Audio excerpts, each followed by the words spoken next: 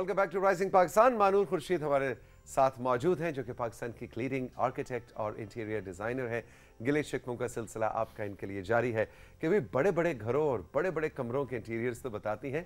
हमारा तो छोटा सा घर है, उस छोटे से घर के छोटे से कमरे में हम चीज़ें ला के शौक से जब रखते हैं तो कमरा फ़ौरन भर जाता है। तो क्या करें इस मसले का हल? गुड मॉर्निंग, अस्सलाम वालेकुम। गुड मॉर्निंग, अस्सलाम वालेकुम। How are you? बिल्कुल ठीक, बिल्कुल ठीक। तो भैया आज जरा छोटे घरों की बात होगी। बिल्कुल बिल्कुल, और ये बड़ा इंटरेस्टिंग टॉपिक है। मैं बहुत खुश हुई थी जब किसी ने ये सवाल किया था, क्योंकि यूजुअली सबको ये लगता है कि नहीं, अगर हमने इंटीरियर डिज़ाइनर हायर करना है तो फिर किसी बड़े प्रोजेक्ट के लिए, बड़े घर के लिए करें। तो हमारी टिप्स एंड ट्रिक्स भी यूजुअली उसी के इर्द गिर्द रिवॉल्व कर रही होती हैं। एक छोटी स्पेस में रहना काफ़ी चैलेंजिंग होता है, और उसको सेट करना, उसका इंटीरियर करना उससे ज़्यादा चैलेंजिंग होता है, ताकि आपको उधर रहते हुए ये ना लगे कि आप एक बहुत छोटी स्पेस में रह रहे हैं, और उसको किस तरह से आप और भी अच्छा बना सकते हैं। मतलब जितना वो ऑलरेडी उसका डिज़ाइन है, थ्रू इंटीरियर आप उसको और कंफर्टेबल, कोजी और फंक्शनल कैसे बना सकते हैं। बिल्कुल ठीक है। तो मैं कुछ इमेजेस लेकर आई हूँ, उसके थ्रू मैं आप लोगों को बताती हूँ जरूर कि हम जनाब। किस चले तरह जनाब, से सब तैयार हो जाए जो ये सब कर जिनके सकते हैं। घरों के कमरे छोटे छोटे हैं और जो गिले कर रहे थे और जो गिले कर रहे थे उनके लिए अब मशवरे आ गए हैं जी। बिल्कुल। तो सबसे पहली जो टिप है वो ये है कि आप ऐसा फर्नीचर यूज़ करें जिसका मल्टीपर्पज़ हो। कोई ऐसा पीस अगर आप रखेंगे, फॉर एग्जांपल अगर सिर्फ एक बेड पड़ा हुआ है, सिर्फ एक टेबल है और उसका वही फंक्शन है और वो सिर्फ वही स्पेस ले रहा है, तो वो आपकी स्पेस ऑक्यूपाई करेगा और वो आपको एक लिमिटेड फंक्शन देगा। बट फॉर एग्जांपल ये जो लेफ़्ट साइड पर इमेज है, इसमें एक बेड है जिसके नीचे एक टेबल है, और वो दोनों चीज़ें फोल्ड भी हो जाती हैं। सो जब सब कुछ फोल्डेड है तो वो दीवार बिल्कुल आपको एक प्लेन नज़र आएगी, पर जब उसकी पहली लेयर खुलेगी तो वो एक डाइनिंग टेबल बन जाएगा, फिर जब उसकी दूसरी लेयर खुलेगी तो वो एक बेड बन जाएगा, और जब आप उस सबको वापस फोल्ड कर देंगे तो आपको बिल्कुल एक एम्प्टी फ्लोर मिल जाएगा। तो आपका जो अपार्टमेंट है वो शाम के टाइम पे या रात के टाइम पे जब आपने सोना हो तो वो जगह ज़रा ऑक्यूपाई करेगा। यानी वो बेडरूम बन गया, और जब बेडरूम नहीं है तो वो आपका लाउंज मतलब डाइनिंग एरिया बन गया, और जब वो भी नहीं चाहिए तो बिल्कुल आपने ओपन एरिया छोड़ दिया। अच्छा, इस तरह के तजुर्बात पाकिस्तान में लोग कर रहे हैं? बिल्कुल होते हैं। आप बल्कि मुझसे जिक्र कर रहे थे कि आप इस तरह की चीज़ें बताएं जो पाकिस्तान में हो रही हैं। अब आपने देखा होगा कि अभी भी हम खैर बहुत बड़े घरों में रहते हैं। अगर आप ओवरऑल दुनिया में देखें तो कॉन्सेप्ट्स बहुत चेंज हो गए हैं। हम वर्टिकल लिविंग की तरफ चले गए। वर्टिकल लिविंग होती है अपार्टमेंट्स, और हमारे पास अभी भी लैंड है और हम करते हैं, अफोर्ड कर सकते हैं बहुत से लोग, तो वो अपनी लैंड पे घर बनाते हैं। लेकिन किसी भी आप बड़ी मेट्रोपॉलिटन कंट्री में, सिटी में चले जाएं तो दे लिव इन अपार्टमेंट्स, और उसके अंदर ये चीज़ें इतनी फंक्शनल हैं कि वहाँ पे भी एक्सपेरिमेंट्स हो रहे हैं। और अब बिकॉज इधर अपार्टमेंट्स का बहुत रुझान हो गया है, जो यंग लोग हैं ख़ास तौर पे वो अफोर्ड नहीं कर सकते, हम लोग नहीं अफोर्ड कर सकते कि हम एक बड़ा सा घर बनाएं और उसको सेट करें और उसमें रहें, तो हम लोगों का ज़्यादा ट्रेंड टुवर्ड्स अपार्टमेंट्स है। सो जितने भी यंगस्टर्स हैं वो डेफिनेटली इन चीज़ों के अंदर they looking into it, design भी कर रहे हैं और बनवा भी रहे हैं। एग्जैक्टली। अच्छा जी, अगली स्लाइड पे चलते हैं। आगे क्या है जनाब? जी, ये भी उसी की कंटिन्यूएशन है कि ऐसा फर्नीचर जो मल्टीपर्पज़ है। फॉर एग्जांपल वो कभी शेल्व्स बन जाते हैं, कभी वो खुल के एक आपका स्टडी टेबल बन जाता है, जो लेफ़्ट साइड वाला इमेज है। इसी तरह जो राइट हैंड साइड वाला इमेज है वो अब 4 पर्पसेस सर्व कर रहा है। वो एक डे बेड भी बन सकता है, वो एक एल शेप्ड सोफ़ा भी बन सकता है, वो 2 सिंगल बेड्स भी बन सकते हैं, वो एक डबल बेड भी बन सकता है। Same set of legs, same उसका नीचे की सेम बेस है, लेकिन वो सिर्फ उसकी ओरिएंटेशन चेंज करने से आपकी वो 4 डिफरेंट फंक्शंस रोल प्ले कर रहा है। तो ये एक अच्छा तरीका होता है अपनी छोटी स्पेस को ज़्यादा फंक्शनल बनाने का, कि आप मल्टीपर्पज़ फंक्शन रखें। इसी तरह एक तरीका होता है कि आप स्टोरेज दें अपने फंक्शन के अंदर, अपने फर्नीचर के अंदर। फॉर एग्जांपल अगर एक बेंच है आपने रखा हुआ है या बेड रखा हुआ है और वो खुलता हो, तो उसके अंदर आप अपनी स्टोरेज दे दें, क्योंकि छोटी स्पेसेस में यूजुअली स्टोर का काफ़ी प्रॉब्लम होता है। वैसे भी हम अपने बेड्स के नीचे, पलंगों के नीचे सामान वैसे तो घुसेड़ रहे हमारा होते। तो ये ट्रेंड है ना कि हम छुपा के रखते हैं वो पैसे और डॉक्यूमेंट्स और उस तरह की चीजें, है ना? असल चीज जो है ना वो सामने नजर नहीं आ रही होती। बिल्कुल। जो नानी अम्मा ने, हम समझते हैं कि नानी अम्मा की अलमारी में असल चीज है, उन्होंने ऐसी जगह रखी होती है जहाँ आप सोच भी नहीं सकते। तो उसी चीज को अगर आप थोड़ा सा आगे लेकर आए और इस कॉन्सेप्ट पे लेकर आए कि हमने जो स्टोरेज स्पेस उधर से कम कर दें, कि अलग से स्टोर ना बनाएं, लेकिन अपने फर्नीचर के अंदर हम स्टोरेज क्रिएट कर लें, बेंचेस, बेड्स, शेल्व्स के पीछे कुछ भी। तो इवन सोफों के अंदर भी बिल्कुल। मतलब जो सोफों के अंदर आप बहुत सी ऐसी चीजें जो आप नहीं चाहते कि बच्चों के हाथ लगे, है ना? बिल्कुल। आपको कैंडीज, अभी हम थोड़ी देर पहले बात कर रहे थे ना, कैंडीज की जगह नट्स, तो अभी अरहम चला गया ना, सुन तो नहीं रहा। अच्छा मैं आपको बताऊं, अब आपको मैं एक और हैक ये बताऊं कि बच्चों से अगर आपने कैंडीज छुपानी है और खुद खानी है तो आप ये महानूर के मशवरे पे अमल करके उसको कहीं सोफों के अंदर छुपा के भी रख सकते हैं कि बच्चों के हाथ ना लगे और आप खुद उसको खा लें। तो ये फर्नीचर के अंदर बिल्कुल स्टोरेज स्पेस बनाने के बहुत सारे फायदे, बहुत सारे फायदे, मल्टीपल फायदे, बिल्कुल सही कह रहे हो आप। जी आगे चलते हैं। जी अच्छा, अब ये एक इमेज है सिर्फ आपको एक आइडिया देने के लिए। तो हम बड़े अरसे से कह रहे थे कि अपने कमरे की हमें तस्वीर दिखाएं, अपने बेडरूम की। मानू थैंक यू वेरी मच, आपने हमें अपने बेडरूम की तस्वीर दिखाई। प्लीज ऐसे ना करें तो ऐसी नेशनल टेलीविजन पे। But okay, I will tell you the reason for putting these pictures up. देखिए किसका कमरा है ये? अब I am not really sure, या मैं डिस्क्लोज नहीं कर सकती, बट मैं आपको एक आइडिया देना चाहती हूँ इसके थ्रू कि ऑलरेडी एक छोटी स्पेस है, उसके अंदर अगर आप क्लटर भी जमा कर लेंगे और आप सफाई नहीं करेंगे, ऑर्गेनाइज नहीं करेंगे अपनी चीज़ें, तो आपकी स्पेस इतनी क्लॉस्ट्रोफोबिक लगेगी कि आपका दम घुटेगा। ये तो मुझे लगता है डाका पड़ा है कोई थोड़ी देर पहले। आप यकीन नहीं करेंगे, लोग एक्चुअली ऐसे रहते हैं। ऐसे वाकई? जी जी बिल्कुल। सीरियसली? तो ये आपके कोई जानने वाले हैं? सही बताएं। तो हम अब नेक्स्ट स्लाइड पे चलते हैं।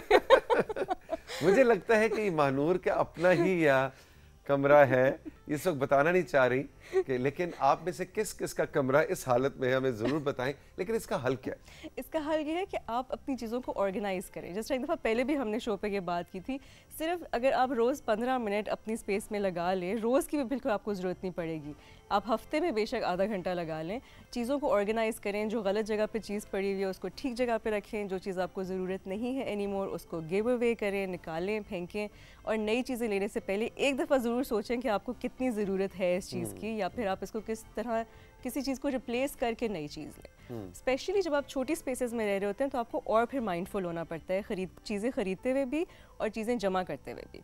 तो ये एक मकसद इस पिक्चर को दिखाने का ये था कि प्लीज़ बी ऑर्गेनाइज्ड।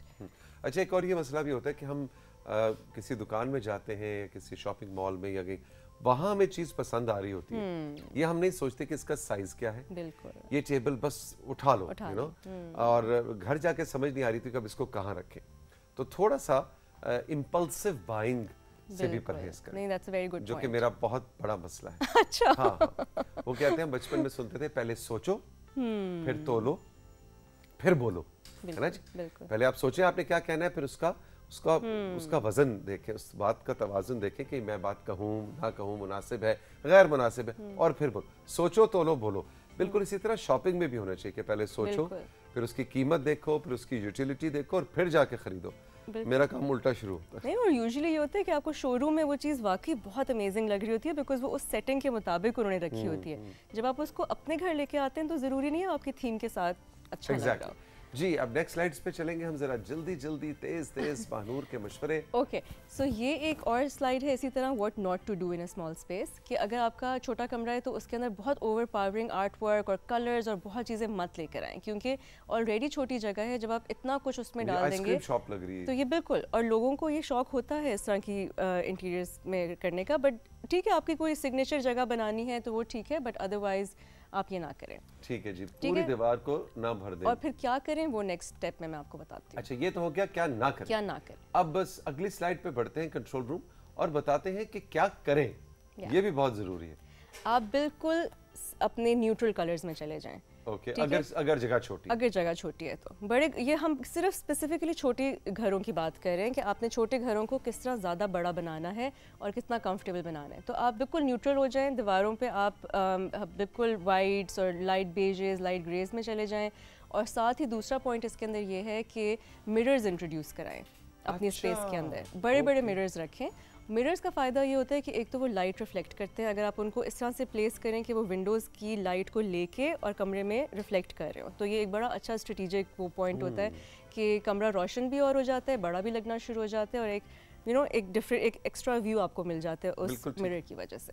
और ये भी है कि वो जरा खुला लगता है, दीवार पे दीवार ऐसे जुड़ी भी नहीं लगती। बिल्कुल, क्योंकि वो डेप्थ मिल रही है, रिफ्लेक्ट कर रहा है, तो आपको एक मजीद अंदर एक वो मिल गई, डेप्थ मिल गई। बिल्कुल कमरे के अंदर। जी, अगली स्लाइड क्या है जी? जी, ये एक टिप है कि जब आप फर्नीचर ख़रीदें तो वही आप वाली बात कि इम्पल्सिव बाइंग ना करें। अब ये लेफ़्ट पे जो मैंने पिक्चर लगाई है ये है व्हाट नॉट टू डू, कि ये टेबल बहुत चंकी है। अब अगर आप, और सोफ़ा भी बहुत चंकी है, अगर आप इस तरह का फर्नीचर रखेंगे अपनी छोटी स्पेस के अंदर तो आपकी जगह छोटी हो जाएगी। तो कोशिश आप करें कि जो राइट साइड के 2 इमेजेस हैं इस तरह का फर्नीचर लें जिनकी टांगें एक्सपोज्ड हों। टांगें एक्सपोज होने से ये होता है कि आपकी आई मूव करती रहती है, आपको कहीं पे आंख रुक नहीं रही होती, तो वो विजुअली आपको ऐसा लगता है कि कमरा बड़ा है। बिल्कुल। और दूसरा ये कि वो जो हमारा खैर कन्वेंशनल जो खूबसूरत फर्नीचर है उस पर कार्विंग हो रही है, लकड़ी का इस्तेमाल, लेकिन बात वो ये कि वो देखने में शोरूम में बड़ा खूबसूरत लगता है लेकिन घर में आके आंखों के लिए थोड़ा भारी हो जाता है। आप सही कह रहे हैं बिल्कुल, लेकिन उसमें भी अगर आप ये थोड़ी सी टिप्स वगैरह ले लें कि उनकी लेट से टांगें एक्सपोज्ड हों तो वो भी इट कैन वर्क। आप कोई एक आध पीस ऐसा रख सकते हैं। अच्छा, टांगे नजर आनी चाहिए ताकि आपकी आंख जो है वो फ्लो करे उस जगह के अंदर। ओके ओके, ये इंटरेस्टिंग टिप है जी। आगे चलते हैं जी। ये स्लाइड तो हमने देख ली, अब अगली स्लाइड पे हम जाएंगे कंट्रोल रूम और वो ये है। अरे वाह जी वाह। अब ये भी इसी तरह है, आजकल आपने देखा होगा कि राउंडेड फर्नीचर का बहुत ट्रेंड भी आ गया है। ठीक है। और वो इसीलिए ट्रेंड आ गया है क्योंकि ज़ाहिर है बहुत लोग छोटी स्पेसेस में रह रहे हैं, उन्होंने ये फिगर आउट किया है कि अगर आप रेक्टेंगुलर फर्नीचर रखते हैं तो उससे भी स्पेस थोड़ी छोटी लगती है।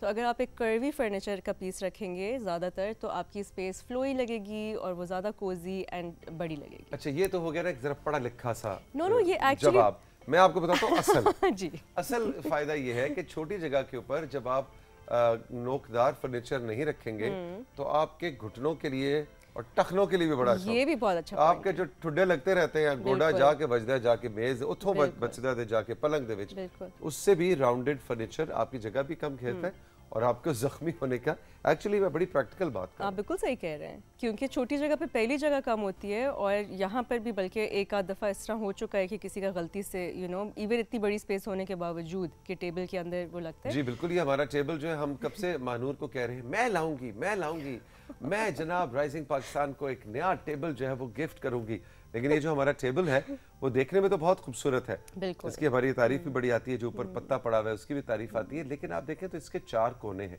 और ये शीशे का है जो कि विजिबिलिटी का इशू होता है, ठीक है ना। तो 11-12 स्टिचेस तो मुझे लग चुके हैं इस मेज की वजह से। Oh my gosh. अच्छा जी, आगे बढ़ते हैं। आगे क्या है जी हमारे पास? जी ये एक लेआउट मैंने शेयर किया आप लोगों के साथ कि जब आप फर्नीचर प्लेस करें तो कोशिश करें कि उसको दीवार से हटा के प्लेस करें। अगर आप बिल्कुल दीवार के साथ उसको प्लेस करेंगे तो आपकी स्पेस ऑटोमेटिकली और छोटी लगना शुरू हो जाती है। फिर वही वाली पॉइंट है कि आपने फ्लो रखना है स्पेस के अंदर, जैसे आंख का फ्लो होना चाहिए। तो ये बहुत एक अच्छी टिप होती है कि थोड़ा सा उसको दीवार से और फर्नीचर के बीच में भी स्पेसेस छोड़ें, बहुत एक दूसरे के ऊपर चढ़ा के मत रखें चीज़ें। और अगर आपके पास कॉर्नर है, जिस तरह फॉर एग्जांपल राइट साइड पे मैंने एक इमेज दिया हुआ है अपर साइड पे कि आप एंगल पे भी चेयर्स रख सकते हैं। सो उस कॉर्नर्स को यूटिलाइज करने के लिए कि बिल्कुल कॉर्नर पे सीधा अगर आप एक सोफ़ा रखेंगे तो वो इतना इफेक्टिव नहीं होगा या फंक्शनल नहीं होगा जितना एक एंगल। बिल्कुल ठीक। अच्छा, अरसलान ने कराची से हमें अभी मैसेज किया है और वो कह रहे हैं कि जो आपने पहली स्लाइड में महानूर जो चीज़ दिखाई थी कि ऐसे बेड्स हैं जो फोल्ड हो रहे हैं, ऐसे सोफे हैं जो टर्न होके कुछ बन गए, ये मिलेंगे कहाँ से? ये एक तो आप खुद भी बनवा सकते हैं, ठीक है। हमारे कारपेंटर्स इतने ज़बरदस्त हैं, इवन जो मेरी टीम के कारपेंटर्स हैं या कोई भी मार्केट में कारपेंटर्स हैं, आप उनको ये इमेज दिखाएं and they will tell you exactly how to make them, क्योंकि उसके अंदर सिर्फ हिंजेस लगने होते हैं और वो हिंजेस जिस तरह अलमारियों के हिंजेस होते हैं। हिंज को अब I am not sure Urdu में क्या कहेंगे, लेकिन जिसके ऊपर कब्जे बिल्कुल।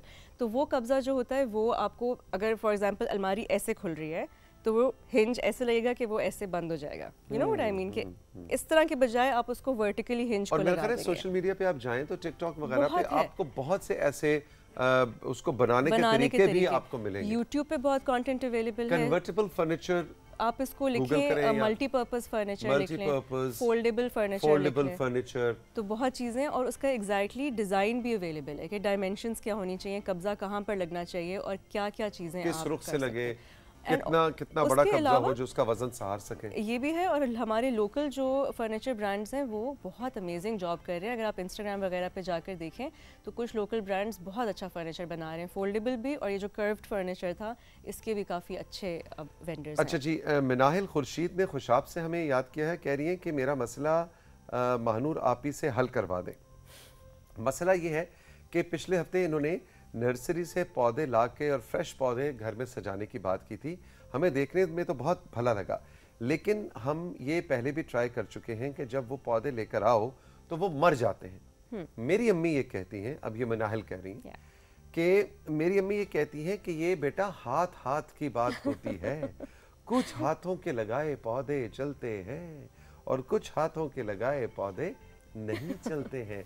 तो महानूर आप इससे पूछें कि ये क्या कोई मिथ है या बाकी नहीं, this is actually not a myth. अच्छा, ये ग्रीन थंब इसको कहते हैं, जिसका मतलब है कि जो कुछ लोग ऐसे होते हैं कि जब भी वो पौधा लगाते हैं वो मर जाता है। वो मर आई डोंट नो ऐसा क्यों होता है, अल्लाह मियां ने क्या सोचा था, लेकिन ऐसा होता है। और कुछ ऐसे लोग होते हैं कि उनका इतना ग्रीन थंब होता है कि वो कोई भी चीज़ लगाएं, मुश्किल से मुश्किल पौधा भी लगाएं तो वो ग्रो कर जाता है। वो जो कहते हैं कि मिट्टी को हाथ लगाओ तो सोना बन जाए ना, कुछ लोगों का होता है कि वो बस उनका कह देना या उनका बरकत होती है उनकी शख्सियत में। तो ये पौधों में है ये चीज़? बिल्कुल है, ये इट्स नॉट अ मिथ, मतलब ये एक्चुअली है। लेकिन इसका ये मतलब नहीं है कि आप कि कोई भी जो बंदा है वो प्लांट्स नहीं रख सकता अगर उसका ग्रीन थंब नहीं है। आप अगर प्लांट्स लेकर आ रहे हैं और उनकी प्रॉपर केयर कर रहे हैं, इसका सबसे ईजी तरीका ये होता है कि फॉर एग्जाम्पल आपने कोई प्लांट लिया, उसको जब आप रख रहे हैं तो आप मेक श्योर करें कि वो उस जगह के लिए ठीक है, उसको जो सूरज चाहिए है, उसको जो पानी चाहिए, जो हवा चाहिए, वो ये भी है उस पॉइंट पे मिल रहा है कि नहीं मिल रहा। क्योंकि नर्सरी से तो वो लगा लगा आया पौधा, बट वो आपके घर में इसीलिए मरा कि उसको वो कंडीशन नहीं मिली जो उसको चाहिए थी। तो जो लिस्ट मैंने आपको बताई थी वो इसीलिए बताई थी बहुत ढूंढ के रिसर्च करके कि वो पौधे यूजुअली 90% इंडोर सर्वाइव कर जाते हैं। अच्छा जी, मेरा ख्याल है कुछ आखिरी तस्वीर रह गई है, एक दो बस रह गई, छोटे-छोटे से पॉइंट्स वो अगर हम स्क्रीन पे आवेजा करें। जी, एक ये तरीका है कि आप अपनी स्पेस के अंदर वर्टिकल ब्लाइंड्स उसी कलर के यूज़ करें जो आपकी दीवार का कलर है, तो वो ऐसे ब्लेंड हो जाता है कि आपको फिर एक एडिशनल क्लंक ऑफ कर्टन नहीं नज़र आ रहा होता। आपने देखा होगा पाकिस्तान में यूजुअली ट्रेंड है कि वेलवेट के हेवी ब्राउन ग्रे कलर के कर्टन्स, मैरून, उस पे गोल्डन फूल बड़े जरूरी है। बिल्कुल, और वो फुंदरे भी गोल्डन साथ लटक रहे हो। बिल्कुल सही कह रहे हैं आप। तो वो अगर आप हटा के उसको रिप्लेस कर लें सेम कलर्ड ब्लाइंड से जो आपकी वॉल की हैं, तो उससे आपकी स्पेस बड़ी लगती है। और अगर आप ब्लाइंड नहीं लगाते, फॉर एग्जांपल लाउंज में अगर आप नेट के पर्दे लगा दें तो उसकी वजह से एक तो लाइट बहुत आती है और बहुत हल्का फुल्का सा आपका एक वो रहता है, टेक्सचर बहुत हैवी नहीं होता जगह का। और ये बात मेरे ख्याल है कारपेट के ऊपर भी, कारपेट भी मैरून पर्दे होंगे, डार्क ग्रे कलर का कारपेट होगा, वो मतलब बड़े से शीशम की लकड़ी के बड़े बड़े वो जो बेड होंगे और फिर हम कहेंगे जी कमरा बहुत छोटा छोटा लगता है, क्या करें, हमें घुटन होती है ना, ऐसे सर पे आता है फर्नीचर। बिल्कुल, इसीलिए मैं आपको इस तरह की पिक्चर्स दिखाती हूँ ताकि लोग थोड़ा सा हट के सोचें जो वो कर रहे हैं कि हम किस तरह से अपनी स्पेसेस को इम्प्रूव कर सकते हैं। थोड़ा सा कलर्स और टेक्सचर्स चेंज करने से कितना फ़र्क पड़ जाता है। बिल्कुल ठीक। मानूर मेरे ख्याल है एक स्लाइड, आई थिंक जस्ट एक ही रहेगी, एक स्लाइड और है जी, एक या दो है जी। अब ये एक पॉइंट है जी लाइट्स को डिफरेंट लेवल्स पे लगाने का। कि अगर आप सिर्फ सीलिंग लाइट्स लगाएंगे तो आपका कमरा कभी भी कंफर्टेबल नहीं लगेगा।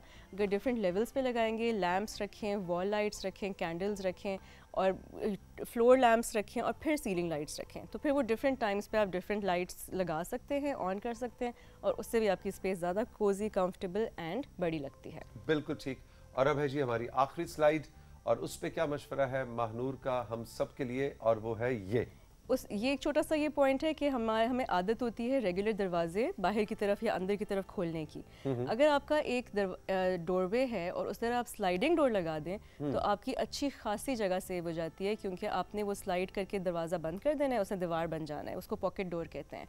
और इसी तरह अगर पॉकेट डोर कि वो दीवार की पॉकेट की तरह बंद हो जाएगा और खुल जाएगा और आपकी स्पेस मिल जाएगी आपको अंदर जाने के लिए। इसी तरह जो राइट वाला इमेज है उसमें भी स्लाइडिंग डोर है, बट उसमें उन्होंने साथ एक शेल्फ बना दी है। सो जब ये बंद होता है तो ऐसे लगता है कि ये सिर्फ एक शेल्फ है, पर जब ये ओपन होता है तो it leads you to another space. Very nice, very very interesting idea. तो ये छोटी छोटी सी चीज़ें होती हैं जिनसे आपने बस सिर्फ थोड़ा सा सोचना है, और ये ज़रूरी नहीं है कि जस्ट बिकॉज ये अगर हमने बाहर का इमेज रखा हुआ है तो आप इधर नहीं कर सकते। ये बहुत आसान है। मैं हमेशा आप लोगों को यही बताती हूँ कि चीज़ें एक्सपेरिमेंट किया करें, बस बहुत आसान है और आप छोटी छोटी चीज़ों में बहुत इफेक्टिव सॉल्यूशंस निकाल सकते हैं। Manoor Khurshid, thank you very much, बहुत बहुत शुक्रिया। राइजिंग पाकिस्तान में वक्त है सातवीं छोटे से ब्रेक का। ब्रेक के बाद जब वापस आएंगे तो आपके सोशल मीडिया मैसेजेस भी हैं। कराची में शाहरुख नदीम बुक बडी भी हमारे मुंतजर हैं, आज 2 किताबें भी उन्होंने आपको रिकमेंड करनी है।